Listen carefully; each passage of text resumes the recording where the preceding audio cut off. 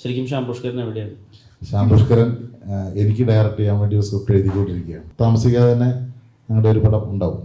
ഞാനും നസ്ലിൻ്റെയും എൻ്റെ നസ്ലിൻ്റെയും കോംബോ വളരെ ആഗ്രഹിച്ചതാന്ന് പറയുമ്പം ഇതുവരെ ഞങ്ങൾ അങ്ങനെ കോമ്പിനേഷൻ ചെയ്തിട്ടില്ല. സൂപ്പർ ശർണയിൽ ഞങ്ങൾ രണ്ട് ക്യാരക്ടേഴ്സ് ആയിട്ടായിരുന്നു, അങ്ങനെ കോംബോ ആയിട്ട് അങ്ങനെ വന്നിട്ടില്ല.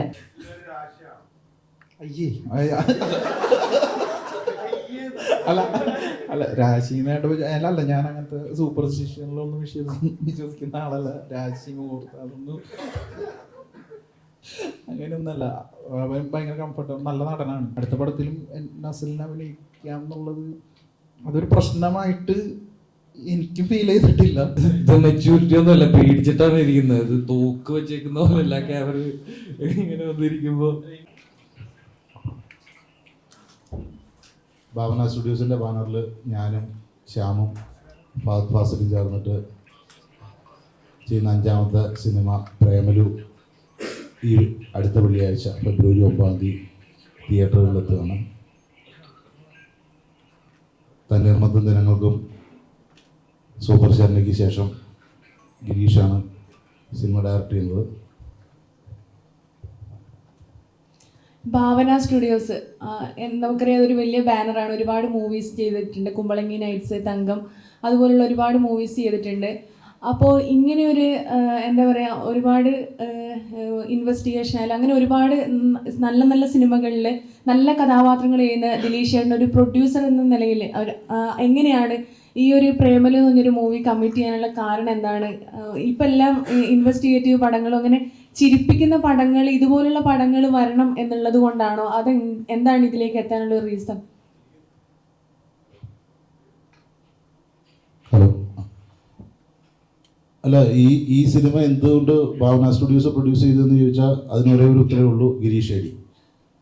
ഗിരീഷ് ഷെഡി എന്ന പറയുന്ന ഫിലിം മേക്കർ വളരെ മികച്ച 2 സിനിമകൾ ചെയ്തിട്ടുള്ള ആളാണ്. ആ 2 സിനിമകളും തിയേറ്ററിൽ മികച്ച വിജയങ്ങൾ നേടിയ സിനിമകളായിരുന്നു. അത് അതിൻ്റെ പ്രത്യേകത കൊണ്ടും പുതുമ കൊണ്ടും ഐഡൻറ്റിറ്റി കൊണ്ടൊക്കെ വളരെ മലയാളത്തിൽ ശ്രദ്ധിക്കപ്പെട്ട സിനിമകൾ തന്നെയാണ് ഗിരീഷിൻ്റെ 2 സിനിമകളും. അപ്പോൾ അത്രയും പ്രൂവ് ചെയ്തിട്ടുള്ളൊരു ഡയറക്ടർ എന്ന നിലയിൽ അദ്ദേഹത്തിൻ്റെ കൂടെ വർക്ക് ചെയ്യുക എന്നുള്ളത് മാത്രമേ ഉള്ളൂ ഞങ്ങളുടെ ഒരു ഇതുണ്ടായിരുന്നുള്ളൂ. അത് ഗിരീഷിന് എനിക്ക് തോന്നുന്നു തണ്ണീർമത്തൻ കഴിഞ്ഞൊരു സമയം മുതൽ തന്നെ നമ്മളൊരു സിനിമയ്ക്ക് വേണ്ടി ഗിരീഷുമായിട്ട് സംസാരിക്കുന്നുണ്ടായിരുന്നു. അത് സംഭവിച്ച് ഇപ്പോഴാന്നേ ഉള്ളൂ. അപ്പം ഗിരീഷിനോട് സംസാരിച്ച് ഗിരീഷ് നമുക്കൊരു പടം ചെയ്യുന്നതിനെക്കുറിച്ച് ഇങ്ങനെ സാധ്യതകളെക്കുറിച്ച് ചർച്ച ചെയ്തു. ഗിരീഷുമായിട്ട് അഭിനയിക്കണം. അപ്പോൾ ഗിരീഷ് കയ്യിലുള്ള 1-2 ഐഡിയകളെക്കുറിച്ച് സംസാരിച്ചു. അപ്പം നമ്മൾ കൂടുതലും ഗിരീഷിന് ഏത് കോൺഫിഡൻസ് ഏതിലേക്കാണ്, ഗിരീഷിനെ ട്രസ്റ്റ് ചെയ്യാനാണ് നമ്മൾ ഈ പ്രൊജക്റ്റിലുടനീളം ശ്രമിച്ചിട്ടുള്ളൂ. ഗിരീഷിനോട് നമ്മൾ ഇത് ചെയ്യണം എന്നങ്ങനെ ഒന്നും പറഞ്ഞിട്ടില്ല. ഗിരീഷിന് കൂടുതൽ ഇഷ്ടപ്പെട്ട കഥ ഏതാണ് അത് ഗിരീഷ് പറയുന്നു. അപ്പോൾ അത് നമ്മുടെ അഭിപ്രായങ്ങൾ നമ്മൾ ചിലപ്പം ആദ്യഘട്ടത്തിൽ രേഖപ്പെടുത്തിയിട്ടുണ്ടാവും, അത്രയേ ഉള്ളൂ.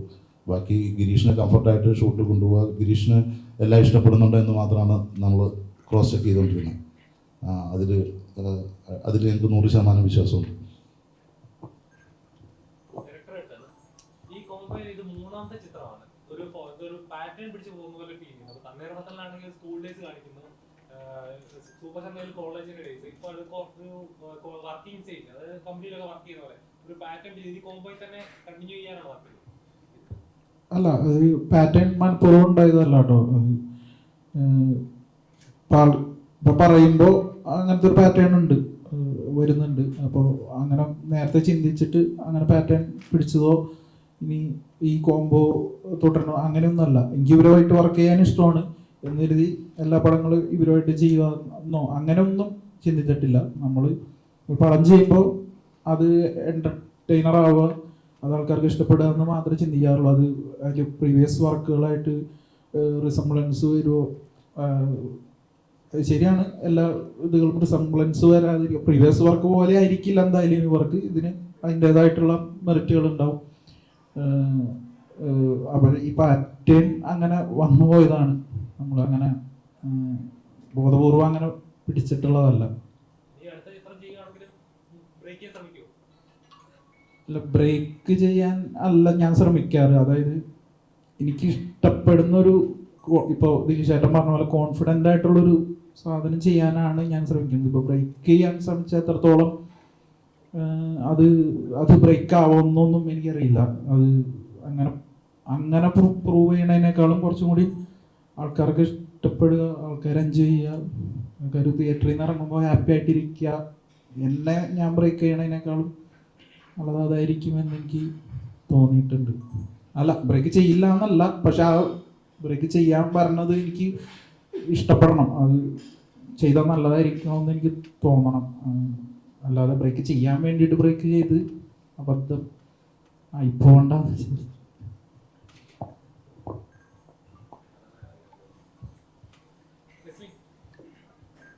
ചെയ്യുന്ന എല്ലാ കഥാപാത്രങ്ങളിലും കുറച്ചുകൂടെ സീരിയസ് ആയിട്ട് അത്രത്തോളം ഡെഡിക്കേറ്റഡ് ആയി ചെയ്യുന്ന ഒരു ആളായിട്ട് എപ്പോഴും ഫീൽ ചെയ്യാറുണ്ട്. മറ്റേ മകളുടെ കഥാപാത്രം അങ്ങനത്തെ കഥാപാത്രങ്ങളൊക്കെ ചെയ്യുമ്പോൾ ഈ സിനിമയിലെ കഥാപാത്രം കേട്ടപ്പോൾ മനസ്സിലാക്കുന്നത് ഇതുവരെ ചെയ്തിട്ടുള്ള കുറച്ച് ഡിഫറെന്റ് ആണ്, അതോ സ്ഥിരം കണ്ടുവരുന്ന കോമൺ ലവർ അങ്ങനെ ഒരു ഇതായിട്ട് തോന്നി? ചിലപ്പോൾ നിങ്ങൾക്ക് മുമ്പ് കണ്ടുപോയ കഥാപാത്രങ്ങളുടെ ഷെയ്ഡ് ചിലപ്പോൾ കണ്ടിട്ടുണ്ടാവാം, പക്ഷേ ഇതിലെ കഥയും കഥാപാത്രവും തികച്ചും മറ്റുള്ള സിനിമകളിൽ നിന്നും, ഞാൻ ചെയ്തിട്ടുള്ള മറ്റു സിനിമകളിൽ നിന്നും തികച്ചും വ്യത്യസ്തമായിട്ട് നിൽക്കുന്നതാണ്. പശ്ചാത്തലമാണെങ്കിലും അത് സംഭവിക്കുന്ന കാര്യങ്ങളാണെങ്കിലും എല്ലാം വ്യത്യസ്തമായിട്ട് നിൽക്കുന്നതാണ്.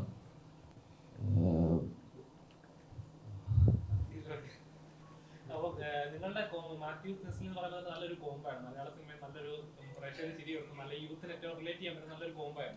അപ്പോൾ ആ കോംബോയിൽ തന്നെ പിന്നെയും വരുമ്പോൾ ഇപ്പോഴും ചാലിച്ചിട്ടുണ്ട്, ഇത് വിട്ടു മാറാൻ പറ്റുന്നില്ല അങ്ങനെ ചിന്തിച്ചിട്ടുണ്ടോ? ഇതില് സത്യം പറഞ്ഞു കഴിഞ്ഞാൽ മാത്യു ചെയ്തിട്ടുണ്ട്, പക്ഷെ ഞങ്ങളുടെ ഒരു കോംബോ ഇതിൽ വർക്ക് ചെയ്യാൻ നോക്കിയിട്ടില്ല. സത്യം പറഞ്ഞു കഴിഞ്ഞാൽ മറ്റുള്ള സിനിമകളിലുള്ള പോലെ നിങ്ങൾ പറയുന്ന പോലെ ഞാൻ എൻ്റെയും അവൻ്റെയും കോംബോ ഈ സിനിമയിൽ വർക്ക് ചെയ്യാൻ നോക്കിയിട്ടില്ല. അങ്ങനെ ആരും പ്രതീക്ഷിക്കണ്ട, അത് അല്ലേ?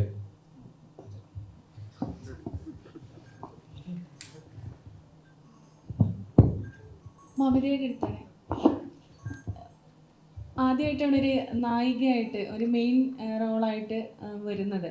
ഇത്ര നാളും സൂപ്പർ ശരണയിലൊക്കെ നമ്മൾ കണ്ടു, എല്ലാത്തിലും ഭയങ്കര മമതയുടെ ഒരു ക്വാളിറ്റി എന്ന് ഭയങ്കര എല്ലാവരിലും ചിരി ഉണർത്തും. ഓരോ കഥാപാത്രങ്ങളിലും അത് ഡെലിവറി ചെയ്യുന്നത്, കഥാപാത്രങ്ങളിലെ ഡയലോഗ് ഡെലിവറി ആണെങ്കിലും എപ്പോഴാണ് ഇങ്ങനെയുള്ള കഥാപാത്രങ്ങളിൽ നിന്ന് മാറി ഇപ്പോൾ അനശ്വര രാജൻ ഇപ്പോൾ വേറൊരു രീതിയിലേക്ക് നേരു പോലെയുള്ള സിനിമകളിലൊക്കെ അങ്ങനെയുള്ള കഥാപാത്രങ്ങളൊക്കെ ചെയ്തു. അപ്പോൾ ഇതൊക്കെ ബ്രേക്ക് ചെയ്ത് അങ്ങനെ ഒരു കഥാപാത്രം ചെയ്യണമെന്ന് തോന്നുന്നുണ്ടോ? ഈ പ്രേമലുവിന് ശേഷം നമുക്ക് അങ്ങനെയുള്ള ക്യാരക്ടറിൽ മമതയെ കാണാൻ പറ്റുമോ? ആദ്യം തന്നെ വളരെ സന്തോഷമുണ്ട് ഇപ്പോൾ പറഞ്ഞതിൽ, കാരണം ഞാൻ ഓഡിയൻസിൻ്റെ ഇടയിൽ ഹാപ്പി ആക്കുന്നു എന്ന് ഒരു ഫാക്റ്റ് പറഞ്ഞതിൽ ഭയങ്കര സന്തോഷമുണ്ട്. പിന്നെ ഈ പറഞ്ഞ പോലെ വേറെ റോൾസ് നമ്മളുടെ അടുത്തേക്ക് വരണമെന്നുണ്ടെങ്കിൽ അതിൽ ഡയറക്ടേഴ്സിന് ഒരു കോൺഫിഡൻസ് വേണം. ഇപ്പോൾ എന്നെ വെച്ച് ഇങ്ങനത്തെ ഒരു റോള് ചെയ്താൽ അത് നന്നാവും എന്നൊരു കോൺഫിഡൻസ് കൊടുക്കുന്നതോടെ വരെ എനിക്ക് കിട്ടുന്ന എന്ത് പ്രൊജക്ട്സ് ആണോ അതിൽ ഏറ്റവും ബെസ്റ്റ് എന്നാൽ കഴിയുന്ന രീതിയിൽ ചെയ്യാന്നുള്ളതേ ഉള്ളൂ. അപ്പം അങ്ങനെ നല്ല റോൾസ് വരാൻ വേണ്ടിയിട്ട് ഞാനും വെയിറ്റിംഗ് ആണ്. അപ്പോൾ അതിന് ഇനിയും പ്രൂവ് ചെയ്യണം എന്നുണ്ടെങ്കിൽ ഇനിയും പ്രൂവ് ചെയ്യണം. അങ്ങനെ ഈ ട്രെയിലർ ആണെങ്കിലും ട്രെൻഡിങ് ആയിരുന്നു, ഇപ്പോഴാണെങ്കിലും ഒരു 19ാമത്തെ ട്രെൻഡിങ് ആണ് യൂട്യൂബിൽ.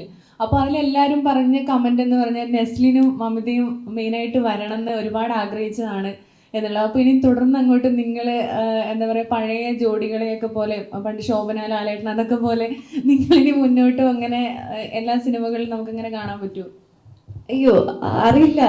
നിങ്ങൾ പടം കണ്ടിട്ട് എങ്ങനെയാണോ അതിൻ്റെ റെസ്പോൺസ് അതിനനുസരിച്ച് വരും. ഇപ്പം ഞാനും നസ്ലിൻ്റെയും നസ്ലിൻ്റെയും കോംബോ വളരെ ആഗ്രഹിച്ചതാന്ന് പറയുമ്പം ഇതുവരെ ഞങ്ങൾ അങ്ങനെ കോമ്പിനേഷൻ ചെയ്തിട്ടില്ല. നമ്മുടെ സൂപ്പർ ശരണയിൽ ഞങ്ങൾ രണ്ട് ക്യാരക്ടേഴ്സ് ആയിട്ടായിരുന്നു, അങ്ങനെ കോംബോ ആയിട്ട് അങ്ങനെ വന്നിട്ടില്ല.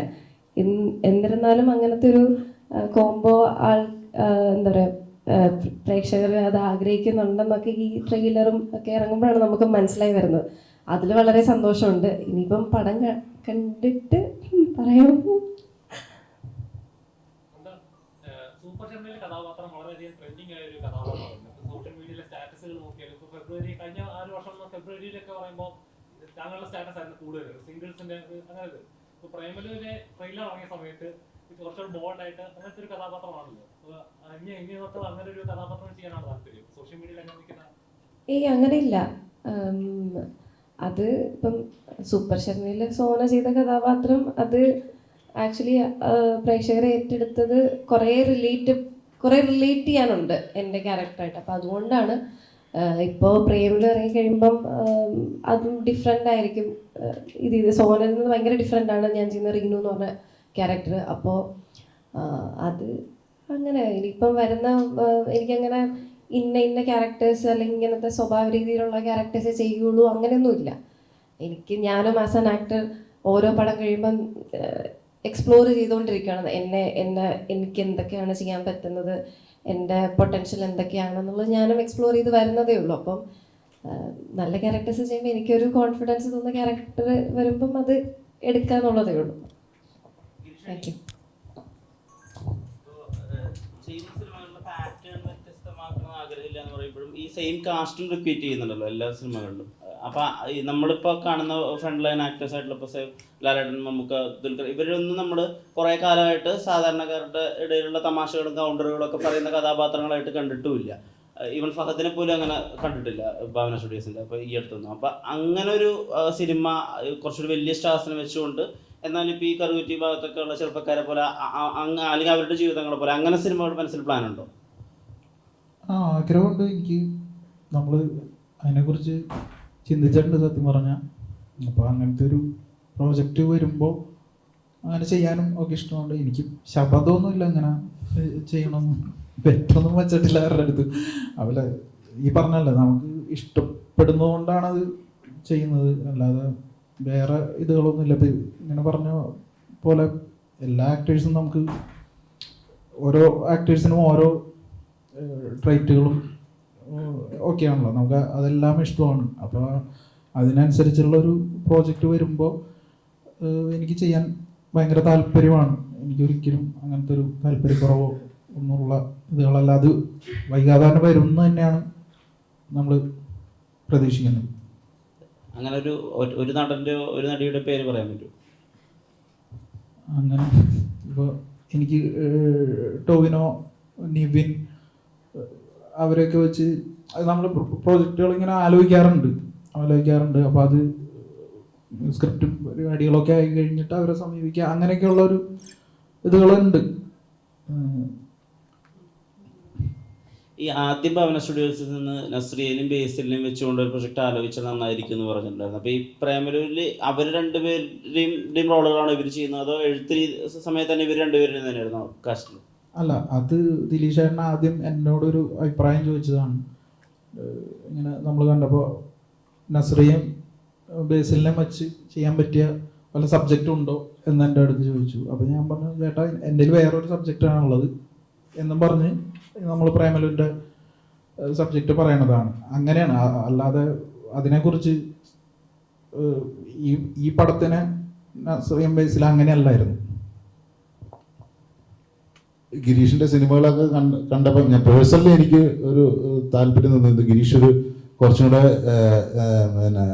കൂടെ ഒരു എന്നാ പറയുക സ്കൂൾ ലൈഫ് അല്ലെങ്കിൽ ഒരു പഠിക്കുന്ന ഒരു കാലഘട്ടം കഴിഞ്ഞിട്ടുള്ള ഒരു കഥ ഗിരീഷ് പറഞ്ഞു കഴിഞ്ഞാൽ ഇങ്ങനെ ഉണ്ടാവും എന്നുള്ളൊരു കൗതുകം എനിക്കുണ്ടായിരുന്നു. ഗിരീഷിൻ്റെ ക്യാരക്ടേഴ്സിനെ കാണുമ്പോൾ ബേസിൽ നസ്രിയൊക്കെ ചെയ്യാൻ പറ്റുന്ന ക്യാരക്ടേഴ്സ്, നല്ല ക്യാരക്ടേഴ്സ് ഉണ്ടാക്കാൻ സാധ്യത ഉണ്ടാവും എന്നൊക്കെ കരുതി അങ്ങനെ ഒരു വെറുതെ ഒരു പരിപാടിക്ക് ഒരു തുടക്കത്തിന് എന്ന രീതിയിൽ ഞാൻ അങ്ങനെ ചോദിച്ചു എന്ന് മാത്രമേ ഉള്ളൂ. ഇങ്ങനത്തെ ആ കൈൻഡ് ഒരു സ്റ്റോറി. അപ്പം ഗിരീഷ് പറഞ്ഞിങ്ങനെ അതെല്ലാം നമുക്ക് എൻ്റെ കയ്യിൽ വേറൊരു പരിപാടി ഇങ്ങനെ ഇരിപ്പുണ്ട്, പക്ഷെ അത് അവർക്ക് പറ്റുന്നതാണോ തോന്നുന്നില്ല എന്ന് പറഞ്ഞിട്ട് ഗിരീഷ് ഈ ഐഡിയ പറഞ്ഞു. അപ്പം അതൊക്കെ അത് ഓക്കെ ഐഡിയ, ഗിരീഷിന് കോൺഫിഡൻസ് ഉള്ള ഒരു സിനിമ ചെയ്യുക എന്നുള്ളതുണ്ടായിരുന്നുള്ളൂ. ഐഡിയ ഞങ്ങൾക്ക് കോൺഫിഡൻ്റ് ആയിരുന്നു. നസറിൻ്റെയും മമതയുടെയും കാസ്റ്റിങ്ങിലും 100% കോൺഫിഡൻ്റ് ആയിരുന്നു. എനിക്ക് തോന്നുന്ന ഈ സമയത്ത് അങ്ങനെ തിയേറ്ററിലേക്ക് ആളെ കൊണ്ടുവരാൻ പറ്റുന്ന കാസ്റ്റ് തന്നെയാണ് അവരുടേത് എന്ന് തന്നെയാണ് നമ്മൾ വിശ്വസിക്കുന്നത്.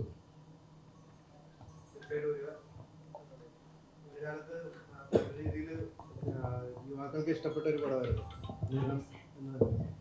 യുവാക്കളുടെ ഇടയിൽ നല്ല തരംഗമായിരുന്നു ഒരു സിനിമ. ആ സിനിമ പോലൊക്കെ ഇന്നത്തെ യുവതലമുറയ്ക്ക് ഒരു ചർച്ചയും സ്നേഹവും, അതുപോലെ തിയേറ്ററിലേക്ക് ഇപ്പോൾ പറഞ്ഞ പോലെ കയറി ചെല്ലണം, സിനിമ കാണണം എന്ന് ആഗ്രഹിക്കുന്ന രീതിയിലുള്ള പടമായിരിക്കും.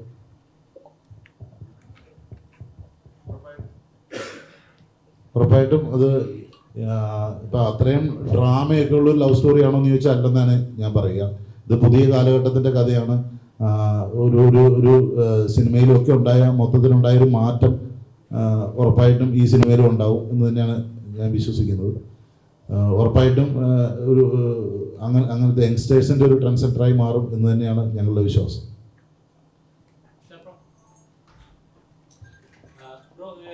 താങ്കൾ ചെയ്ത ഒരു വെബ് സീരീസ് അതിലൂടെയാണ് സിനിമയിലേക്ക് എൻട്രി ആവുന്നത്. അപ്പൊ അതിൽ നിന്ന് സിനിമയിൽ 2-3 സിനിമകൾ ചെയ്തു. ഇപ്പൊ ഈ സിനിമയിലെ ട്രെയിലർ നോക്കുമ്പോൾ തന്നെ ആദ്യം ഒരു കഥാപാത്രം അത് നമ്മുടെ ഫ്രണ്ട് ഗ്യാങ്ങിൽ ആരെങ്കിലും ഉണ്ടാവും ഇങ്ങനെ റിലേറ്റ് ചെയ്യാൻ പറ്റുന്ന അല്ല അത്ര പെർഫെക്റ്റ് ആയിട്ട് തോന്നിക്കുന്ന ഒരു കഥാപാത്രം. അപ്പൊ ഈ കഥാപാത്രം കേട്ട ഫസ്റ്റ് വേണ്ടത് കുറച്ച് ലീഡിങ് കിട്ടുന്ന ഒരു കഥാപാത്രമാണ് അങ്ങനെ ഫീൽ ചെയ്തോ? ഞാൻ ഒരുവിധം എല്ലാ പരിപാടികളും ചെയ്തിട്ടുണ്ട്. വെബ് സീരീസ് ചെയ്തിട്ടുണ്ട്, ചാനൽ ആങ്കറിങ് ചെയ്തിട്ടുണ്ട്, സ്മ്യൂള് ചെയ്തിട്ടുണ്ട്, ഡബ് സ്മാഷ് ചെയ്തിട്ടുണ്ട്, ഇങ്ങനെ ഒരുപാട് പരിപാടികൾ ചെയ്തിട്ടുണ്ട്. പിന്നെ ഈ പറഞ്ഞ പൊന്മുട്ട എന്ന് പറയുന്ന ഒരു യൂട്യൂബ് ചാനലിലൂടെ ആയിരുന്നു കുറച്ചുകൂടെ ആൾക്കാർ സീരിയസ് ആയിട്ട് കാണാൻ തുടങ്ങിയത്. എന്നോട് ആൾക്കാർ പെർഫോമൻസ് കൊള്ളാമെന്ന് പറഞ്ഞു തുടങ്ങിയത് പൊന്മുട്ട കണ്ടിട്ടാണ്. അപ്പോൾ ഇത് തന്നെ ഗിരീഷ് ബ്രോ തന്നെയാണ് വിളിച്ചത്. ഇങ്ങനൊരു പടമുണ്ട്, ഒരു ക്യാരക്ടർ ഉണ്ട്, ഓഡീഷൻ ചെയ്യാൻ പറ്റുമെന്ന് ചോദിച്ചു. ഓഡീഷൻ ചെയ്തു. ഓഡീഷൻ ചെയ്യുമ്പോഴും എനിക്ക് ക്യാരക്ടർ എത്ര വലുതാണെന്നോ അതിൻ്റെ ഇമ്പോർട്ടൻസ് എന്താണെന്നൊന്നും അറിയില്ലായിരുന്നു. ഞാൻ ജസ്റ്റ് ചെയ്തു, പോയി. പുള്ളി എന്നെ വിളിച്ച് പറഞ്ഞു ഞങ്ങളുടെ സൈഡിൽ നിന്ന് ഓക്കെയാണ്, ഇനി ഭാവന സ്റ്റുഡിയോസും കൂടെ അവർ പ്രൊഡക്ഷൻ ആയതുകൊണ്ട് അവരും കൂടെ ഓക്കെ പറയണം എന്ന് പറഞ്ഞു. പിന്നെ പുള്ളി എന്നെ വിളിച്ചിട്ട് പറഞ്ഞു അവർ ഓക്കെയാണ് എന്ന് പറഞ്ഞു.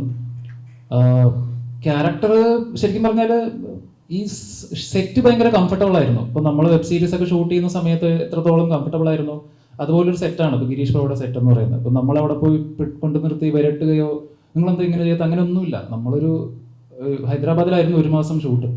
ഒരു വെക്കേഷന് പോയൊരു ഫീൽ തന്നെയായിരുന്നു. അത്രയും നമ്മളെല്ലാവരും ഇപ്പം ഞങ്ങളുടെ താമസമാണെങ്കിൽ പോലും നസ്ലിൻ, ഞാൻ, സംഗീത്, മമിത, മീനാക്ഷി, അഖില, നമ്മളെല്ലാവരും ഒരു അപ്പാർട്ട്മെന്റിലാണ് താമസിച്ചിരുന്നത്. അപ്പോൾ ആ ഒരു ഫാമിലി ഒരു എൻവയോൺമെന്റ് അവിടെ ഉണ്ടായിരുന്നു. ഷൂട്ടിലാണെങ്കിലും അങ്ങനെ തന്നെയാണ്. അപ്പോൾ നമുക്ക് എന്തെങ്കിലും ഇംപ്രവൈസ് ചെയ്യണമെങ്കിലും ചോദിച്ചു കഴിഞ്ഞാൽ ഓക്കെ ആണെങ്കിൽ ഗിരീഷ് ബ്രോ പറയാ ചെയ്തോളാം, അത് കൊള്ളാം. അല്ലെങ്കിൽ നമ്മൾ സ്പോട്ടിൽ എന്തെങ്കിലും ചെയ്തു കഴിഞ്ഞാൽ പുള്ളി ചിരിക്കും. അപ്പോൾ നമുക്കറിയാം പുള്ളിക്ക് അത് ഇഷ്ടപ്പെട്ടു എന്ന്. പുള്ളിയുടെ ഭയങ്കരമായിട്ട് ചിരിക്കുന്ന ഒരാളാണ്. ഇപ്പൊ ഈ ഇന്റർവ്യൂവിൽ എന്തുകൊണ്ട് ചിരിക്കുന്നില്ല എന്ന് മനസ്സിലാവുന്നില്ല. അപ്പോൾ പിന്നെ എനിക്ക് ദിലീഷ് ഏട്ടനെ ശരിക്കും പറഞ്ഞാൽ ഇന്നാണ് ഞാൻ മര്യാദയ്ക്കൊന്നും സംസാരിക്കുന്നത്. എനിക്ക് പുള്ളി ഭയങ്കര പേടിയാണ്, കാണുമ്പോൾ ഒരു പേടിയുണ്ട്, എന്താണെന്ന് എനിക്കറിയില്ല. ഇന്നത് മാറി. ശ്യാമേട്ടനായിട്ടാണ് കൂടുതൽ സംസാരിച്ചിട്ടുള്ളത്. പണ്ട് എൻ്റെ ഇൻസ്റ്റാഗ്രാമിൽ വീഡിയോസ് കണ്ടിട്ട് ശ്യാമേട്ടൻ എനിക്ക് മെസ്സേജ് ഒക്കെ അയച്ചിട്ടുണ്ടായിരുന്നു. അപ്പോൾ ശ്യാമേട്ടനും കുറച്ച് ദിവസം അവിടെ ലൊക്കേഷനിലൊക്കെ വന്നിട്ടുണ്ടായിരുന്നു. അപ്പോൾ പുള്ളിയായിട്ട് കുറച്ചുകൂടെ ഒരു റാപ്പോ ഉണ്ട്. ഇപ്പൊ പിന്നെ എല്ലാവരുമായിട്ട് ഒരു ഐസ് ബ്രേക്ക് ആയി എന്ന് തോന്നുന്നു എനിക്ക്, ദിലീഷ് ഏട്ടനായിട്ടൊക്കെ. അപ്പോൾ ഈ ആദ്യം എന്നുള്ള ക്യാരക്ടർ എനിക്ക് റിലേറ്റ് ചെയ്യാൻ പറ്റുമെന്ന് പറഞ്ഞാൽ ഞാനൊരു കോർപ്പറേറ്റ് ആയിരുന്നു ഒരു 5 വർഷത്തോളം. ഞാൻ ബോംബെയിലായിരുന്നു, ഞാൻ സിറ്റി ബാങ്കിൽ വർക്ക് ചെയ്തിട്ടുണ്ടായിരുന്നു. അതുകൊണ്ട് ഇവരുടെ ഒരു മാനറിസവും ഒരു സോഫിസ്റ്റിക്കേഷൻ പരിപാടികളാണ് എന്നോട് പിടിക്കാൻ പറഞ്ഞത് ഗിരീഷ് ബ്രോ. ഞാൻ ഒരു നാടൻ മലയാളം മീഡിയം സ്കൂളിൽ പഠിച്ചൊരു നാടൻ ആളാണ്.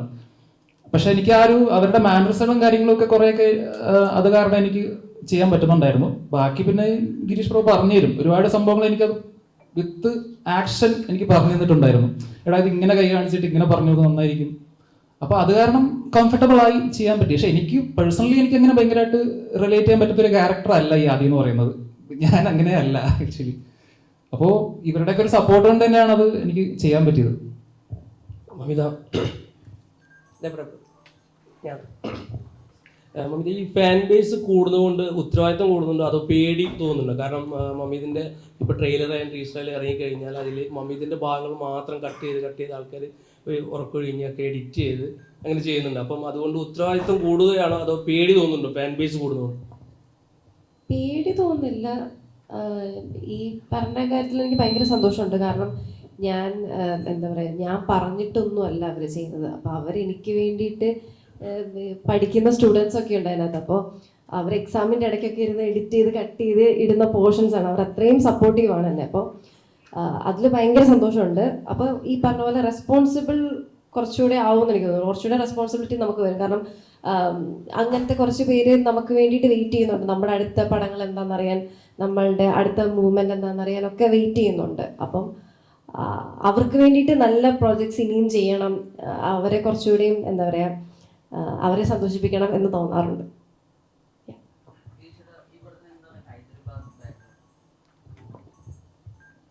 ആദ്യം ഹൈദരാബാദ് എന്നുള്ളൊരു ഐഡിയ ആയിരുന്നു വന്നായിരുന്നു. അത് എന്താണെന്ന് വെച്ച് കഴിഞ്ഞാൽ അത് സൂപ്പർ സെവനായിട്ട് ബന്ധപ്പെട്ട ഒരു ഇതാണ്. ഇതിൻ്റെ ഒരു തെലുഗു വെർഷൻ ഞങ്ങൾ ആലോചിച്ചായിരുന്നു, തെലുഗു റീമേക്ക്. അത് കുറച്ചും കൂടി മലയാളത്തിനേക്കാളും കൂടുതൽ തെലുങ്കിൽ എനിക്ക് കുറച്ചും കൂടി വേറെ മാറ്റി ചെയ്തിരുന്നെങ്കിൽ തെലുങ്കിൽ നന്നാവുമെന്ന് എനിക്ക് തോന്നിയിരുന്നു. അപ്പം അങ്ങനെ ഹൈദരാബാദിൽ നിന്ന് ഉള്ളൊരു ഓപ്ഷനിൽ ഞങ്ങൾ ചുമ്മാ ചിന്തിച്ചതാണ്. അതൊരു ഭയങ്കര പ്രോജക്റ്റായിട്ട് ഭയങ്കര സീരിയസ് ആയിട്ട് ചിന്തിച്ചതല്ല. അങ്ങനെ ചിന്തിച്ച് പിന്നെ അത് വിട്ടു. അപ്പോഴും ഹൈദരാബാദ് എന്നുള്ളൊരു സംഭവം അവിടെ കടന്നായിരുന്നു. അങ്ങനെ പിന്നെ ഈ പറഞ്ഞ പോലെ ഹൈദരാബാദ് എനിക്ക് ഭയങ്കര, ഞാൻ അതിന് മുമ്പ് പോയിട്ടുണ്ടായിരുന്നില്ല. അപ്പോൾ ഈ തെലുങ്ക് പടങ്ങൾ പണ്ട് തുടങ്ങി കോളേജിൽ പഠിക്കുമ്പോൾ പാട്ടുകളും ഇതൊക്കെ കാണുമ്പോൾ ഹൈദരാബാദ് എനിക്ക് ഭയങ്കര ഇഷ്ടപ്പെട്ടൊരു സംഭവമായിരുന്നു. അപ്പോൾ അങ്ങനെ ഈ ഹൈദരാബാദ് ഇങ്ങനെ മനസ്സിൽ കിടക്കുന്നതുകൊണ്ട് അപ്പോൾ അടുത്ത പടത്തിന് ഹൈദരാബാദ് വയ്ക്കാം എന്നുള്ളൊരു സംഭവം അത് ഈ സൂപ്പർ സെവൻ വഴിയാണ് അതിലോട്ട് എത്തി ഹൈദരാബാദിൽ ഹുക്കായത്. പിന്നെ ആ പടം ഒരു ഹൈദരാബാദിൻ്റെ പശ്ചാത്തലത്തിൽ പറഞ്ഞാൽ എങ്ങനെ ഉണ്ടാവും എന്ന് വിചാരിച്ചു. ഇപ്പോൾ ചെന്നൈ, ബാംഗ്ലൂരൊക്കെ മലയാളത്തിൽ വന്നിട്ടുള്ളതാണ് സിനിമകൾ. ഹൈദരാബാദ് അങ്ങനെ സിറ്റി ആയിട്ട് കാണിച്ചിട്ടുള്ള ഫിലിം സിറ്റിയിൽ ഷൂട്ട് ചെയ്തിട്ടുണ്ട് ഒരുപാട് പടങ്ങൾ. അല്ലാതെ ത്രൂ ഔട്ട് സിറ്റിയിൽ ഷൂട്ട് ചെയ്ത പടങ്ങൾ മലയാളത്തിലുണ്ടെന്ന് എനിക്ക് തോന്നണില്ല. എനിക്കറിയില്ല അങ്ങനത്തെ പടങ്ങളുണ്ടോയെന്ന്. അപ്പോൾ അത് ഒരു ഫ്രഷ് പശ്ചാത്തലമായിരിക്കും എന്ന് വിചാരിച്ചിട്ട് ആണ് അങ്ങനെ ഹൈദരാബാദിൽ സെറ്റ് ചെയ്യാന്നുള്ള തീരുമാനം ഉണ്ടാകുന്നത്.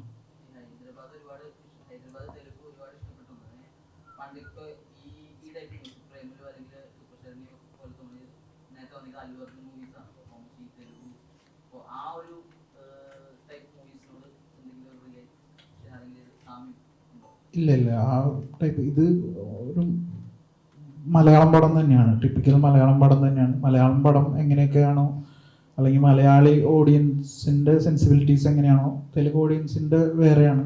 അല്ലു അർജുൻ്റെ പടങ്ങൾ ഞാനും കാണാറുണ്ട്. ആ സെൻസിബിലിറ്റീസിൽ നിന്നിട്ടുള്ള പടമല്ല ഇത്. ടിപ്പിക്കൽ മലയാളം ഓഡിയൻസിൻ്റെ ഇതിൽ നിന്ന് എൻ്റെ എല്ലാ പടം പോലെ തന്നെ അത് എനിക്കറിയില്ല, അത് വേറെ ഭാഷയിൽ അങ്ങനത്തെ ഒരു ഇതായിരിക്കുമെന്ന് എനിക്കറിയില്ല, അറിയാൻ പാടില്ല. അങ്ങനെയല്ല അതിൻ്റെ ദിലീഷേട്ടാ, ഇപ്പോൾ ഭാവന സ്റ്റുഡിയോസിൻ്റെയൊക്കെ തുടക്കം എന്ന് പറയാവുന്ന മഹേഷിൻ്റെ പ്രതികാരം ഇറങ്ങിയിട്ട് 8 വർഷം ആയിരിക്കുന്നു. അപ്പോൾ മഹേഷിൻ്റെ പ്രതികാരം സെറ്റ് ചെയ്ത് വെച്ചിട്ടുള്ള ഒരുപാട് സ്റ്റാൻഡേർഡ്സ് ഉണ്ട്. ഇപ്പോൾ അതിലാണ് ആദ്യമായിട്ട് ഈ ഡീറ്റെയിലിങ്ങിനെ പറ്റിയിട്ടും ബ്രില്യൻസിനെ പറ്റിയിട്ടും പൊളിറ്റിക്കൽ കറക്റ്റ്നസിനെ പറ്റിയിട്ടൊക്കെ ആളുകൾ ആദ്യമായിട്ട് ശ്രദ്ധിക്കാൻ തുടങ്ങിയത്. ആ സിനിമയുടെ പ്രയോഗങ്ങൾ ഇപ്പോഴും നീ ഒരു സ്ഥലത്ത് നിൽക്കട എന്ന് പറയുന്നതും അല്ലെങ്കിൽ ഇത്ര ചീപ്പാണ് ആർട്ടിസ്റ്റ് ബേബി എന്ന് പറയുന്ന പ്രയോഗങ്ങൾ പോലും ഇന്നും വളരെ റെലവൻ്റ് ആണ്. പ്രകാശ് സിറ്റിയും അല്ലെങ്കിൽ ഫഹദിൻ്റെ ചിരിയും ഒക്കെ ഇന്നും ട്രോളുകളിൽ വരുന്ന ഒരു കാര്യമാണ്. അപ്പോൾ അന്നേ ഈ പറഞ്ഞ പൊളിറ്റിക്കൽ കറക്റ്റ്നസിനെ പറ്റിയിട്ടോ അല്ലെങ്കിൽ ബ്രില്യൻസിനെ പറ്റിയിട്ടോ ആളുകൾ ചർച്ച ചെയ്യപ്പെടണമെന്നും അല്ലെങ്കിൽ എല്ലാ കാലത്തും റെലവൻ്റ് ആണ് ആയിട്ട് നിൽക്കണം എന്നുള്ള രീതിയിൽ മഹേഷിൻ്റെ പ്രതികാരത്തിന് വല്ലാത്തൊരു അത്യധ്വാനം നിങ്ങൾ ചെയ്തിരുന്നു ശ്യാം ചേട്ടനും ദിലീഷ് ചേട്ടൻ? ഒരിക്കലുമില്ല. അത് ചെയ്യുന്ന സമയത്ത് ഒരിക്കലും നമ്മൾ അങ്ങനെയൊന്നും ആലോചിച്ചിരുന്നില്ല. നമുക്ക് ആൾക്കാർക്ക് ഇഷ്ടപ്പെടുന്ന തിയേറ്ററിൽ വർക്കാവുന്ന ഒരു സിനിമ ചെയ്യുക എന്നുള്ളത് മാത്രമേ ഉള്ളൂ. പിന്നെ ആ കഥയോടും അതിലെ കഥാപാത്രങ്ങളോടും ഒക്കെ ഒരു ഫിലിം മേക്കർ എന്ന നിലയിലും റൈറ്റർ എന്ന നിലയിലും ഒക്കെ ഞങ്ങൾ ഏറ്റവും നീതി പുലർത്താൻ ശ്രമിച്ചിരുന്നു. അത് ഏറ്റവും വൃത്തിയായിട്ടിരിക്കണമെന്നും അത് കുറച്ച് ഒതൻറ്റിക്കായി തന്നെ ആ കഥ പറയണം എന്നൊക്കെയുള്ള തോന്നലുണ്ടായിരുന്നു. അല്ലാണ്ട് ഇത് അങ്ങനെ ആവുന്നൊന്നും കരുതിയിട്ടില്ല നമ്മൾ. പ്രത്യേകിച്ച് അത് അതിൻ്റെ ആദ്യത്തെ സിനിമയാണ്. അത്ര കോൺഫിഡൻസ് ഉള്ളൊരു ഡയറക്ടറൊന്നും അല്ല ഞാനപ്പം അങ്ങനെ എങ്ങനെയെങ്കിലുമൊക്കെ ഒരു 50 ഓടുന്ന ഒരു പടം എന്ന സങ്കല്പത്തിലാണ് സത്യത്തിൽ ആ പടം ചെയ്തത്. പിന്നീടാണ് അതൊക്കെ ആയത്.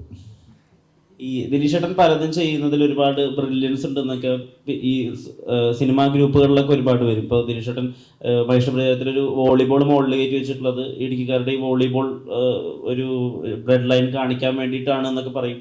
ദിലീഷേട്ടൻ ഗ്ലാസ് വെച്ചിട്ട് അതിൽ പകുതി ചായ വെച്ചാൽ അയാളുടെ ജീവിതം സന്തുലിതാവസ്ഥയിലാണെന്നൊക്കെ ആളുകൾ പറഞ്ഞ് കുറിപ്പെഴുതും. അപ്പോൾ ഈ ബ്രില്യൻസ് ഒരു വലിയ പ്രശ്നമാവാറുണ്ടോ? അത് വീട്ടാൻ നോക്കുക, ഇതൊന്നും ഒരു കാര്യമില്ലെന്ന്. ഇതിൻ്റെ ഒരു കാര്യമുള്ള കാര്യങ്ങളല്ല ഇതൊന്നും.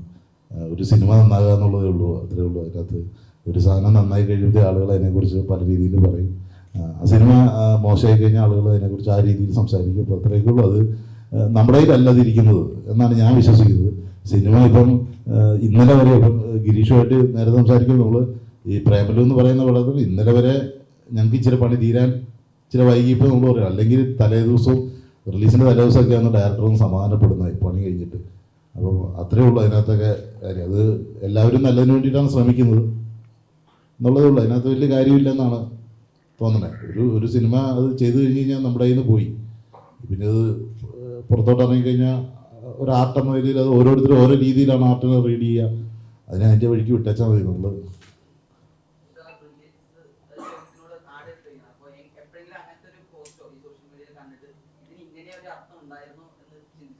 ഉറപ്പായിട്ടും ചിന്തിക്കേണ്ടി വരുമല്ലോ.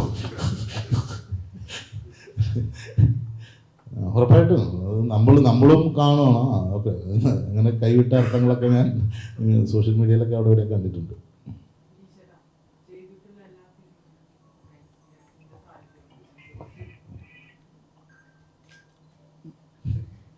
അല്ല, ഇതിന് പ്രത്യേകിച്ച് ഞങ്ങൾ തമ്മിൽ അങ്ങനത്തെ ഒരു അയ്യേ അല്ല അല്ല രാശിന്നായിട്ട് അല്ല, ഞാൻ അങ്ങനത്തെ സൂപ്പർസ്റ്റിഷനിലൊന്നും വിശ്വസിക്കുന്ന ആളല്ല. രാശി മുഹൂർത്തം അതൊന്നും അങ്ങനെയൊന്നല്ല. അവൻ ഭയങ്കര കംഫർട്ടബിൾ, നല്ല നടനാണെന്ന് അല്ല, നല്ല നടനാണ് അവൻ പ്രൂവ് ചെയ്തിട്ടുള്ളത്. അവൻ എനിക്കിപ്പോൾ അടുത്ത പടത്തിലും നസലിനെ അഭിനയിക്കാം എന്നുള്ളത് അതൊരു പ്രശ്നമായിട്ട് എനിക്കും ഫീൽ ചെയ്തിട്ടില്ല. അത് ആർക്കും ഫീലിംഗ് ചെയ്യേണ്ട കാര്യമില്ല എന്ന് എനിക്ക് തോന്നിയിട്ടുണ്ട്. കാരണം അഭിനയിക്കാൻ അറിയാവുന്ന ആൾക്കാർ ഇഷ്ടപ്പെടുന്ന ഒരാളെ ഒരു സിനിമയിൽ ഇൻക്ലൂഡ് ചെയ്യിക്കുക എന്നുള്ളത് ഒരു പാപവും, അത് 10 സിനിമയിലും, അത് ഇപ്പോൾ പ്രിയദർശൻ സാറിൻ്റെ പടത്തിലായാലും സിനിമയിലായാലും അവർക്കൊക്കെ അവരുടെ കംഫർട്ട് സോണിലുള്ള റിപ്പീറ്റഡായിട്ട് വരുന്ന ആക്ടേഴ്സ് ഉണ്ടാവും, എല്ലാവരും ഉണ്ട്. ഇപ്പോൾ സത്യൻ സാറ് എന്നൊക്കെ പറയുന്ന പോലെ അതിനങ്ങനെ കണ്ടാൽ മതി എന്ന് എനിക്ക് പറഞ്ഞു. ആ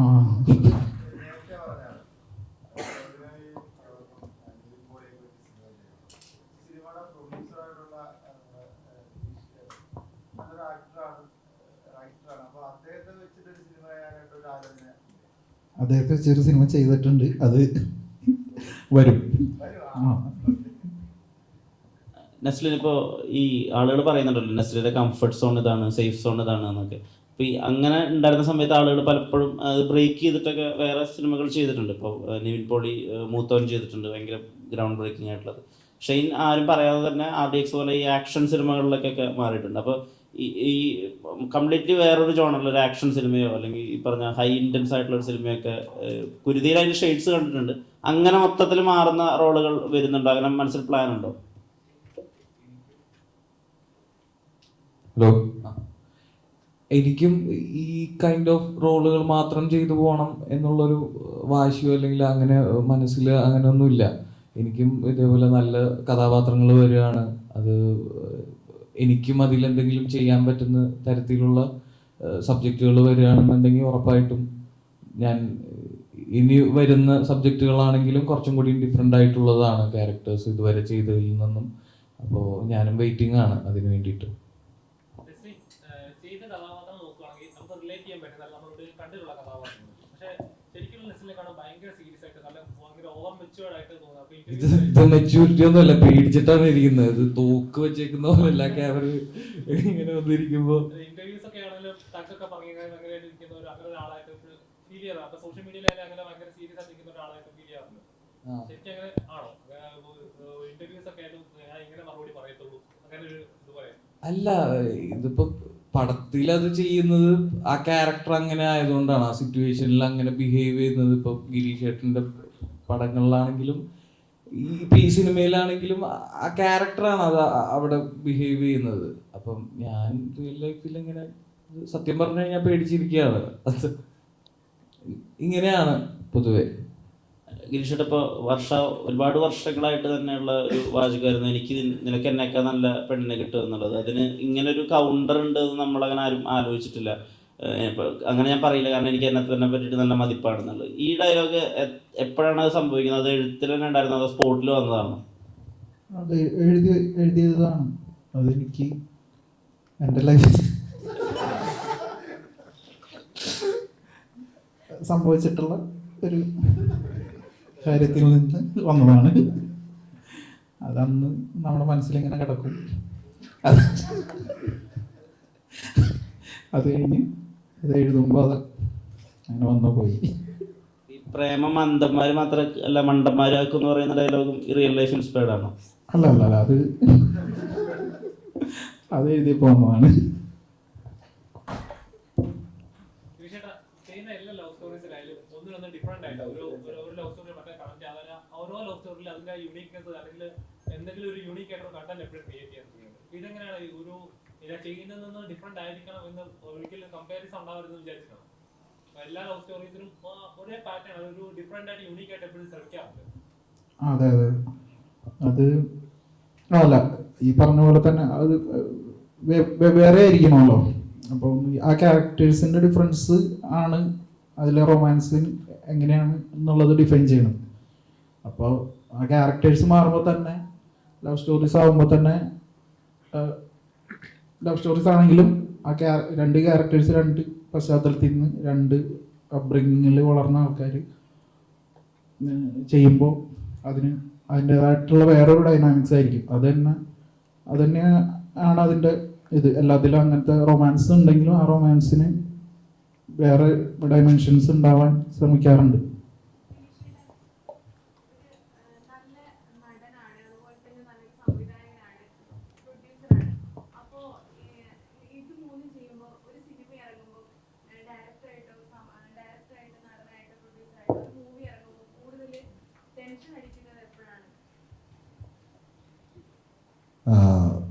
ടെൻഷൻ എനിക്ക് തോന്നുന്നത് ചിലപ്പം പ്രൊഡ്യൂസറായിട്ട് ഒരു പടം ഇറങ്ങുമ്പോഴായിരിക്കും. അല്ല, എനിക്ക് പ്രൊഡ്യൂസർ ആക്ടറായിട്ട് ഒരു സിനിമ ഇറങ്ങുമ്പോൾ എനിക്ക് തോന്നുന്നില്ല അത്ര കമ്പാരിറ്റീവ്ലി എപ്പോഴായാലും കുറച്ചും കൂടി ഇതായിരിക്കും. പക്ഷേ പ്രൊഡ്യൂസറായിട്ടും ഡയറക്ടറായിട്ടും ഉറപ്പായിട്ടും ടെൻഷൻ ഉണ്ടെന്ന് തന്നെയാണ് തോന്നുന്നത്. ഡയറക്ടർ എന്ന നിലയിൽ ഒരു നമ്മൾ വേറെ തരം ടെൻഷനായിരിക്കും നമുക്കുണ്ടാവുക. പക്ഷേ പ്രൊഡ്യൂസർ എന്ന രീതിയിൽ അത് വേറൊരു ടെൻഷനാണ് ഉണ്ടാവുക. കുറച്ചും കൂടെ നമ്മൾ ഉത്തരവാദിത്തങ്ങൾ വേറെ ആയിരിക്കും എന്നാണ് എനിക്ക് തോന്നുന്നത്. രണ്ടും രണ്ട് തരത്തിലാണ്. ടെൻഷന് എന്തായാലും കുറവൊന്നുമില്ല.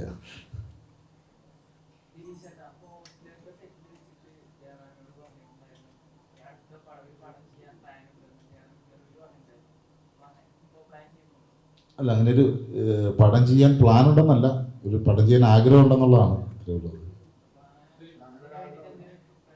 അല്ല, ആഗ്രഹമില്ലാതെ ഉണ്ടാവുമോ? എന്തായാലും ആഗ്രഹം ഉണ്ടാവില്ലേ?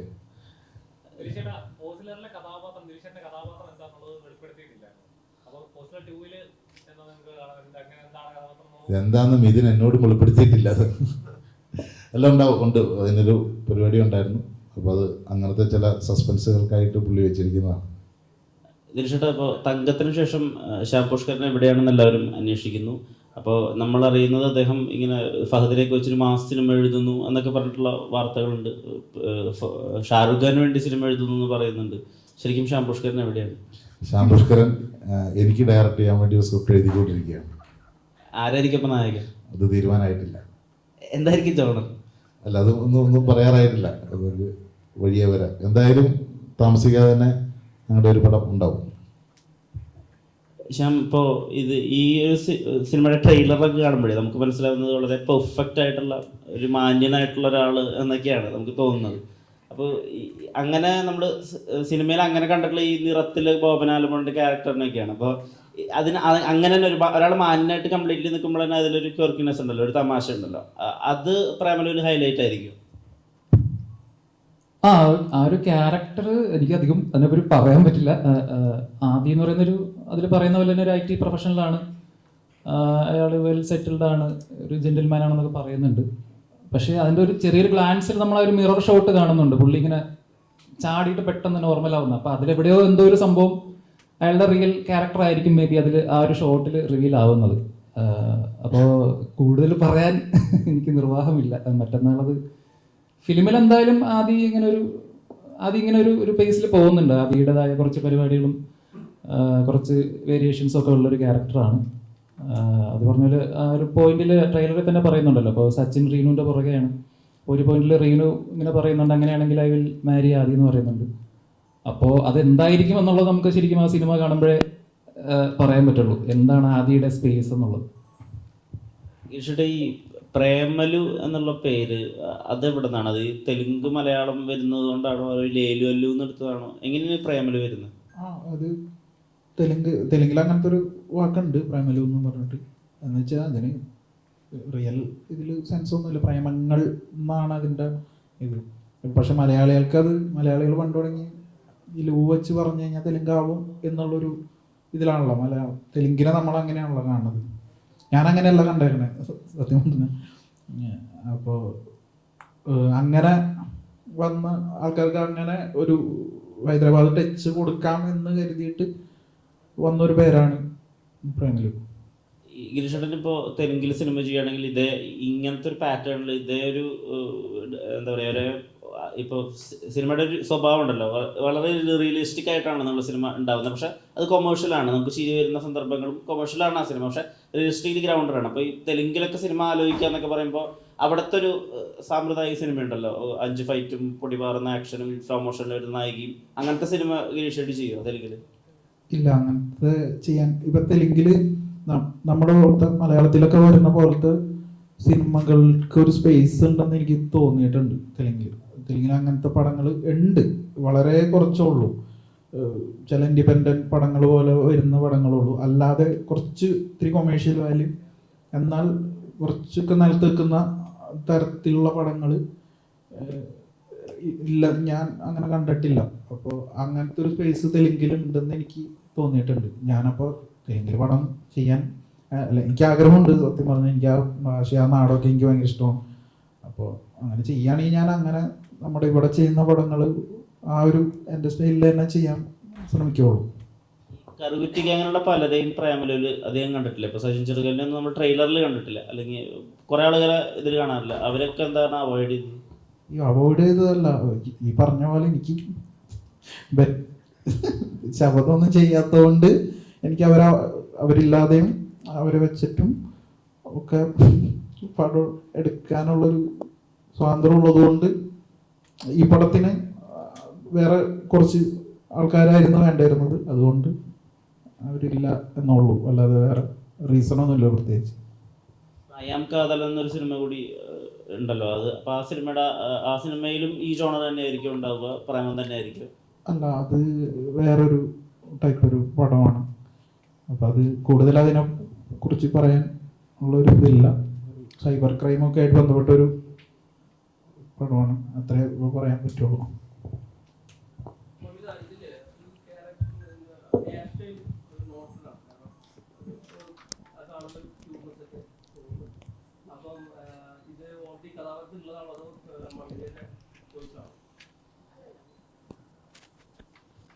ഹലോ.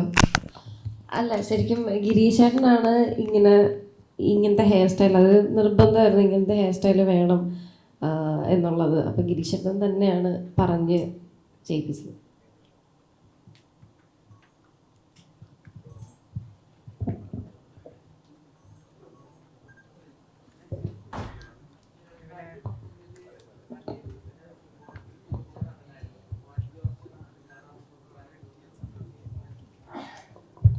തീർച്ചയായിട്ടും ഭയങ്കര ഗ്രേറ്റ്ഫുള്ളാണ്. ഇതുവരെ എൻ്റെ വളർച്ചയിൽ ഇപ്പോൾ ലീഡ് ക്യാരക്ടറിലാണ് വരുന്നത്, പ്രേമലൂല് ലീഡായിട്ടാണ് വരുന്നത്. അപ്പോൾ ഇതൊന്നും ഞാനൊട്ടും പ്രതീക്ഷിച്ച ഒരു കാര്യമല്ല. അപ്പോൾ ഇതുവരെ എൻ്റെ വളർച്ചയിൽ സഹായിച്ച എല്ലാവരോടും ഞാൻ ഭയങ്കര താങ്ക്ഫുള്ളാണ്, ഗ്രേറ്റ്ഫുള്ളാണ്. തണ്ണീർമത്തന് ഞാൻ പിന്നെ അറിയില്ലായിരുന്നല്ലോ ഇത് സിനിമയാണ്, ഇങ്ങനത്തെ പരിപാടിയാണ് എന്നുള്ളത്. അങ്ങനെയല്ല, ഇതിന് ഇത്രയും വലിയൊരു റീച്ച് ഉണ്ട്, ഇത് ഇത്രയും ആൾക്കാർ കണ്ട് ഈ തരത്തിലൊക്കെ എത്തും എന്നൊന്നും പ്രതീക്ഷിച്ചിട്ടില്ല. സിനിമയെ പറ്റി കൂടുതലൊന്നും അറിയില്ലായിരുന്നു ആ സമയത്തൊന്നും.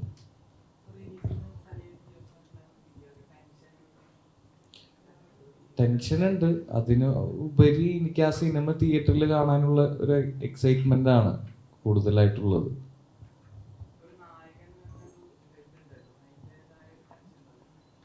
ഇല്ല, ഇത് അങ്ങനെ അത്തരത്തിലുള്ളൊരു ടെൻഷൻ ഇല്ല സത്യം പറഞ്ഞു കഴിഞ്ഞാൽ. ദിൽഷർ, മഹേഷിൻ്റെ പ്രതികാരം ചെയ്യുമ്പോഴും ജോയി ചെയ്യുമ്പോഴൊക്കെ തന്നെ അതിലെ ആർട്ട് എന്ന് പറയുന്നത് ഭീകരമായിരുന്നു. അതിൻ്റെ യൂട്യൂബ് ചാനലിലൊക്കെ കണ്ടിരുന്നു.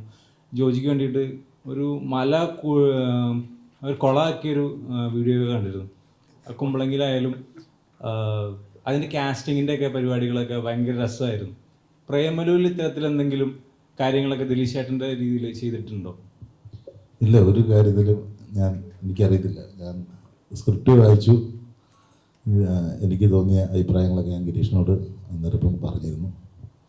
പിന്നെ അത് കഴിഞ്ഞിട്ടൊന്നുമില്ല, അതൊന്നുമില്ല.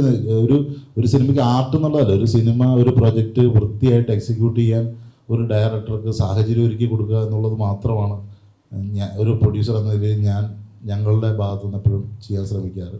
നമ്മളൊരു സ്ക്രീൻ പ്ലേ കംപ്ലീറ്റ് ആയി അതിൻ്റെ ഒരു പ്രൊജക്റ്റ് പേപ്പറിൽ ഷൂട്ട് തുടങ്ങുന്നതിന് മുമ്പുള്ള പേപ്പറിലെ അവസ്ഥയെ നമ്മൾ ഉറപ്പായിട്ടും വിലയിരുത്തും. അതിനുശേഷം ആ ഘട്ടം കഴിഞ്ഞ് കഴിഞ്ഞാൽ പിന്നെ അതിന് ഡയറക്ടർക്ക് ഏറ്റവും കോൺഫിഡൻസ് ആയിട്ടുള്ള കാര്യങ്ങൾ ഒരുക്കി കൊടുക്കുക എന്നുള്ളതേ ഉള്ളൂ. എനിക്ക് തോന്നുന്നത് ആ നിലയ്ക്ക് ഇപ്പം പ്രേമലു ഗിരീഷിൻ്റെ മുൻ പടങ്ങൾ ആയിട്ട് അങ്ങനെ കമ്പയർ ചെയ്യുകയാണെങ്കിൽ സ്കെയിലിൽ ഉറപ്പായിട്ടും വലിയ സിനിമയാണ്, കുറച്ച് ബഡ്ജറ്റായിട്ടുള്ള സിനിമയാണ്. ഹൈദരാബാദിലും അങ്ങനെ സിറ്റിയിലും ഒക്കെ ആയിട്ട് അങ്ങനെ അങ്ങനെ ഒരു കുറച്ച് ബിഗ്നസ് പടത്തിനുണ്ട്, ഒരു പ്രൊഡക്ഷൻ വാല്യൂ പടത്തിനുണ്ടെന്ന് തന്നെയാണ് കരുതുന്നത്.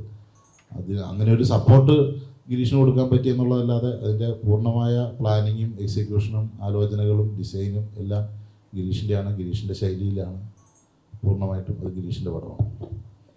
ഇപ്പോൾ ഈ അടുത്ത് വന്നിരിക്കുന്ന ഒരു കുറേ കാര്യങ്ങളുണ്ട്. സിനിമ പ്രേക്ഷകരെ സംബന്ധിച്ച്, കാണാൻ പോകുന്ന പ്രേക്ഷകരെ സംബന്ധിച്ച് കുറച്ച് കാമ്പുള്ള സിനിമ, ഒരു ആർട്ട് വർക്കായിട്ടുള്ളൊരു സിനിമകളായാലും അതിനെ മാസ് പ്രതീക്ഷിച്ച് പോയി കണ്ടിട്ട് ഒന്നും മാസില്ല എന്നുള്ള രീതിയിൽ വരുന്നു. പിന്നെ കുറച്ച് കാമ്പുള്ള സിനിമകളെ പ്രകൃതി സിനിമകൾ എന്നുള്ള രീതിയിൽ വിലയിരുത്തുന്നു. ഇത്തരത്തിലുള്ള ലേയേഴ്സുള്ള സിനിമകൾ വരുമ്പോൾ തിയേറ്ററിലേക്ക് ആളുകൾ വരുന്നില്ല എന്നുള്ളൊരു വിഷമം വരുന്നിട്ടുണ്ടോ? ഒരിക്കലുമില്ല. അങ്ങനെയൊന്നും എനിക്ക് ഒരിക്കലും തോന്നാറില്ല. ഇതൊക്കെ ആളുകൾ വെറുതെ പല രീതിയിലുള്ള ഓരോരുത്തരുടെ വിലയിരുത്തലുകൾ ഉണ്ടാവും. അത് ചെറിയൊരു ശതമാനം ആളുകൾ അങ്ങനെയുള്ളവരുണ്ടാവാം, അങ്ങനെ ചിന്തിക്കുന്നുണ്ടാവാം, അങ്ങനെ പറയുന്നുണ്ടാവാം. ഇതൊന്നും പൊതുവെ ഇതൊന്നും ബാധിക്കുന്ന ഒരു കാര്യമാണെന്ന് ഞാൻ ഒരിക്കലും വിശ്വസിക്കുന്നില്ല. പടം നല്ലതാണെങ്കിൽ തിയേറ്ററിൽ ഓടും, ആൾ വരും. പടം മോശമാണെങ്കിലും എന്നൊക്കെ പറയാം. ഇപ്പോൾ ആൾക്കാരുടെ ഒരു എന്താ പറയുക, ഒരു കോമൺ പോപ്പുലർ ഓഡിയൻസ് എന്ന് പറയുന്ന അങ്ങനെയുള്ള ആളുകളുടെ ഒരു ടേസ്റ്റ് എപ്പോഴും എൻ്റർടൈൻമെൻറ്റിന് വേണ്ടിയിട്ടാണ് അവർ കൂടുതലായിട്ട് സിനിമ കാണുന്നത്. അപ്പോൾ എൻ്റർടൈൻമെൻറ്റ് വാല്യൂസ് ഉള്ള സിനിമകൾ ഉറപ്പായിട്ടും തിയേറ്ററിൽ ആളുകൾ കൂട്ടത്തോടെ വന്ന് കണ്ടിട്ട് പോകും, അതിനകത്ത് തർക്കമില്ല. എൻ്റർടൈൻമെൻറ്റ് വാല്യൂ കുറയും തോറും ആ കൈൻഡ് ഓഫ് ഫിലിംസിൻ്റെ ഓഡിയൻസ് കുറവായിരിക്കും, ആ ജോണറിന് ഓഡിയൻസ് കുറവായിരിക്കും. അത് റിയാലിറ്റിയാണ്. അന്യഭാഷാ സിനിമകൾ വരുമ്പോൾ മലയാള സിനിമകൾ കാണാൻ തോന്നാറില്ല എന്നുള്ളൊരു വിലയിരുത്തൽ വന്നിട്ടുണ്ടോ? അങ്ങനെയൊന്നുമില്ലെന്നേ. നമുക്ക് എന്തായാലും നമ്മുടെ കൾച്ചറിലുള്ള സിനിമകളോട് ഉറപ്പായിട്ട് നമുക്ക് കുറച്ച് കൂടുതൽ ഇഷ്ടം ഉണ്ടാവും എന്നാണ് ഞാൻ 100% വിശ്വസിക്കുന്നത്. അതായത് എല്ലാ മലയാളികൾക്കും അവരുടെ കൾച്ചറിൽ നിന്നുണ്ടാകുന്ന, അല്ലെങ്കിൽ അവർക്ക് കുറച്ചും കൂടെ റിലേറ്റ് ചെയ്യാൻ പറ്റുന്ന അവരുടെ ലാംഗ്വേജിലുള്ള സോളിഡ് സിനിമകളോടായിരിക്കും ഉറപ്പായിട്ടും ഒരു കുറച്ച് പ്രത്യേക ഇഷ്ടം നമുക്ക് കൂടുതലുണ്ടാവുക. മറ്റ് അന്യഭാഷകളിൽ നിന്നും നേരത്തേക്കാളും കൂടുതലായിട്ട് നമുക്ക് എല്ലാ സിനിമകളും കാണാൻ പറ്റുന്ന എന്നുള്ള സാഹചര്യം ഉള്ളതുകൊണ്ട് അവിടുത്തെ നല്ല സിനിമകൾ നമ്മൾ ഉറപ്പായിട്ടും കാണും. അതിനകത്ത് തർക്കമില്ല. അത് ലാംഗ്വേജ് ഇപ്പം പഴയ പോലെ അത്ര ബാരിയർ ആവാറില്ല. നമുക്കെല്ലാവർക്കും സിനിമ തിയേറ്ററിൽ പോകുന്ന ഓഡിയൻസിന് പലപ്പോഴും സബ് ടൈറ്റിൽ ശീലമായിട്ടുണ്ട്, അല്ലെങ്കിൽ ഇപ്പോൾ തമിഴൊക്കെ ഉള്ള ലാംഗ്വേജുകൾ എല്ലാവർക്കും ഇപ്പം അങ്ങനെ ആസ്വദിച്ച് തന്നെ കാണാൻ പറ്റുന്നുണ്ട്. നമുക്ക് ആ കൾച്ചറുകളെയൊക്കെ കുറച്ചും കൂടി അറിയാം മുമ്പത്തേക്കാളും. അതിപ്പം തെലുങ്ക് സിനിമകളോടായാലും ഹിന്ദി ആയാലും നമുക്ക്, അല്ലെങ്കിൽ പുറത്തുള്ള കൾച്ചറുകളൊക്കെ കുറച്ചും കൂടെ ഇപ്പം നമുക്ക് ബാക്കി സോഷ്യൽ മീഡിയയൊക്കെ ഉള്ളതുകൊണ്ട് കുറച്ചുകൂടെ പരിചയമുള്ളതുകൊണ്ട് ഉറപ്പായിട്ട് അത്ര സിനിമകൾ ആളുകൾ കാണും. അതിനകത്ത് അത്ഭുതപ്പെടാനൊന്നുമില്ല. അത് ആളുകൾക്ക് അത്ര സിനിമകളോട് പ്രത്യേക അഭിനിവേശം ഉണ്ടായിട്ടൊന്നും തോന്നുന്നില്ല. നല്ല സിനിമകളായതുകൊണ്ട് ആൾക്കാർ വരും, കാണും. കഴിഞ്ഞ വർഷമായാലും ഈ വർഷമായാലും മലയാളത്തിൽ ഒരു ആഴ്ചകളിൽ ഇറങ്ങുന്ന സിനിമകൾ ഒരു 10 സിനിമകളോളം ഇറങ്ങുന്നുണ്ട്. അത്തരം എല്ലാ സിനിമകളും തന്നെ പരാജയപ്പെട്ടു പോകുന്നൊരു പ്രവണത കണ്ടിരുന്നുണ്ട്. എന്തുകൊണ്ടായിരിക്കും മലയാളത്തിൽ ഇത്ര സിനിമകൾ വന്നിട്ട് ആളുകൾ തിയേറ്ററിൽ വരുന്നില്ല? അല്ലെങ്കിൽ എണ്ണത്തിലൊരു കാര്യമില്ലല്ലോ. 1000 സിനിമ വന്നെന്ന് പറഞ്ഞിട്ട് ഒരു ഇൻഡസ്ട്രി വലുതാവില്ലല്ലോ. എത്ര മികച്ച സിനിമകൾ വന്നു എന്നുള്ളതിൽ മാത്രമേ ഒരു ഇൻഡസ്ട്രിക്ക് അത് ഗുണം ചെയ്യുകയോ, അല്ലെങ്കിൽ എല്ലാവരും മികച്ച സിനിമകൾക്ക് വേണ്ടിയിട്ട് തന്നെയായിരിക്കും ശ്രമിക്കുന്നത്. പക്ഷേ എങ്കിലും അതാണ്, ഇപ്പം ഒരാഴ്ച 10 മോശം പടം വന്നാൽ തിയേറ്ററിൽ ചിലപ്പോൾ ആരും വരില്ല. ഒരൊറ്റപ്പടം വന്നുള്ള ഈ ആഴ്ച അത് നല്ല സോഡാണെങ്കിൽ എല്ലാവരും വരും കാണാൻ. അപ്പോൾ എണ്ണത്തിലതൊരു ഫാക്ടറല്ലോ. എന്നാൽ പോലും ഒരു സിനിമ ചെയ്യുമ്പോൾ, ഇപ്പോൾ ദിലീഷ് ചേട്ടൻ്റെ ഒരു സിനിമ എടുത്താൽ പോലും ദിലീഷ് ചേട്ടൻ്റെ ഇൻ്റർവ്യൂവിൽ പറയുന്നുണ്ട്, സിനിമ എടുത്താൽ അത്ര കെ ജോർജിൻ്റെ ഒക്കെ പറയുന്നുണ്ട്, ആർട്ട് എന്ന് പറയുന്നൊരു കല ഇനിയും സഞ്ചരിക്കും, ഇപ്പോൾ പരാജയപ്പെട്ടാലും സഞ്ചരിക്കുമെന്നുള്ള രീതിയിൽ പറയുന്നുണ്ട്. അപ്പോൾ സിനിമ അത്തരം ആളുകളിലേക്ക് എത്തിക്കേണ്ട ഒരു വ്യവസായം ഇതല്ലേ? അതെ, തീർച്ചയായിട്ടും ഉണ്ട്. അല്ല, അതിനകത്ത് എനിക്ക് അഭിപ്രായ വ്യത്യാസമൊന്നുമില്ല. അപ്പോൾ അതിന് സാധ്യമാകുന്ന ബഡ്ജറ്റിലായിരിക്കണം നമ്മൾ സിനിമ ചെയ്യേണ്ടത് എന്നുള്ളതാണ് എനിക്ക് തോന്നിയിട്ടുള്ളത്. അങ്ങനത്തെ സിനിമകൾ പറയുമ്പോൾ നമ്മൾ അതിന് സാധ്യമായിട്ടുള്ള ബഡ്ജറ്റിലേക്ക് സിനിമകൾ ചെയ്യാൻ ശ്രമിക്കുക. നമുക്കിപ്പോൾ ഇപ്പം ഞാനീ പറയുന്നത് കൊമേഴ്ഷ്യലായിട്ടുള്ള വിജയത്തെക്കുറിച്ച് മാത്രമാണ്. ഇപ്പം നമുക്ക് എൻ്റർടൈൻമെൻറ്റ് വാല്യൂ ഉള്ള ഒരു സിനിമയിലൂടെ നമുക്ക് നല്ല ആശയം പറഞ്ഞുകൂടെ? അതിന് കുഴപ്പമുണ്ട്. എൻ്റർടൈൻമെൻറ്റ് ഉണ്ട് എന്ന് കരുതി ഒരു നല്ല കണ്ടന്റ് ഇല്ലാണ്ടാവുന്നില്ലല്ലോ. നമുക്ക് അതാണ് അതിനകത്തെ കാര്യം എന്നാ തോന്നുന്നത്. Okay, thank you. അത്യാവശ്യമൊക്കെ ആയില്ലേ? ഓക്കെ, അപ്പോൾ ഓക്കെ. അപ്പം എല്ലാവർക്കും നന്ദി. സിനിമ ഇതേപോലെ ഫെബ്രുവരി 9-ാം തീയതി ഈ വരുന്ന വെള്ളിയാഴ്ച തിയേറ്ററുകളിലേക്ക് എത്തുകയാണ്. പ്രേമലു കഴിവതും തിയേറ്ററിൽ നിന്ന് തന്നെ കാണാൻ ശ്രമിക്കുക. അത് 3-4 പാട്ടുകളുണ്ട് അല്ലേ? 4 പാട്ടുകളുണ്ട്. റോം കോം ജോണറിലുള്ള സിനിമയാണ്. കണ്ടിരിക്കാവുന്ന എൻഗേജിങ് ആയിട്ടുള്ള ഒരു സിനിമയായിരിക്കും എന്നാണ് കരുതുന്നത്. ആ വിഷ്ണു വിജയുടെ മ്യൂസിക് ഹൈലൈറ്റാണ്. അങ്ങനെ മികച്ച ഞങ്ങളെ കൂടെ അജ്മൽ സാബുവിൻ്റെ സിനിമാറ്റോഗ്രാഫി പടത്തിൻ്റെ ഹൈലൈറ്റ് ആയിരിക്കും എന്ന് കരുതുന്നു. അതുപോലെ ശ്യാമടക്കം ഒരുപാട് പുതിയതും പഴയതുമൊക്കെ ആയിട്ടുള്ള കുറച്ച് ആക്ടേഴ്സ് എല്ലാവരും നല്ല രസമായിട്ട് പടത്തിൽ ചെയ്തിട്ടുണ്ട്. ഞാൻ ഇന്നലെ പടം കണ്ടു, നല്ലതായിട്ടുണ്ട്, അടിപൊളി. അപ്പം എല്ലാവരും തിയേറ്ററിൽ കാണുന്നു വരുന്നു. Thank you so much.